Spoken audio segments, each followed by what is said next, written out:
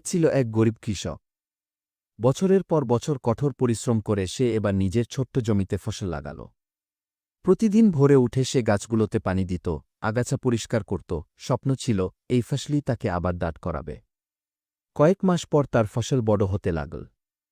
সবুজ ক্ষেত দেখে কৃষকের মুখে হাসি ফুটল। সে ভাবল, এইবার হয়তো ঘরে সুখ ফিরবে গি। কিন্তু ঠিক তখনই বিপদ নেমে এল।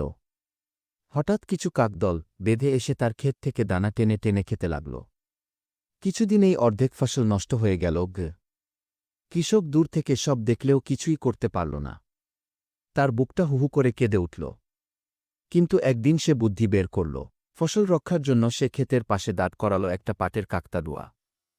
নিজের পুরনো কাপড় পরিয়ে হাতে বাঁশের লাঠি দিয়ে কাকতাড়ুয়াকে যেন জীবন্ত মানুষের মতো দেখাল। এই দৃশ্য দেখে কাকেরা ভয়ে আর কাছে আসত না। কিন্তু যখন কৃষক আনন্দে ক্ষেতের দিকে এগোল, সে দেখল যে ফসলগুলো বেঁচে আছে সেগুলোও খুব কম, বাঁচলেও অর্ধেকটা কাকেরা খেয়ে গেছে। কৃষক বসে পড়ল মাটিতে, চোখে পানি নিয়ে শুধু বলল, আমি তো শুধু একটু সুখ চেয়েছিলাম, কিন্তু ফসলের মতোই আমার আশাগুলোও আজ ছিঁড়ে গেল।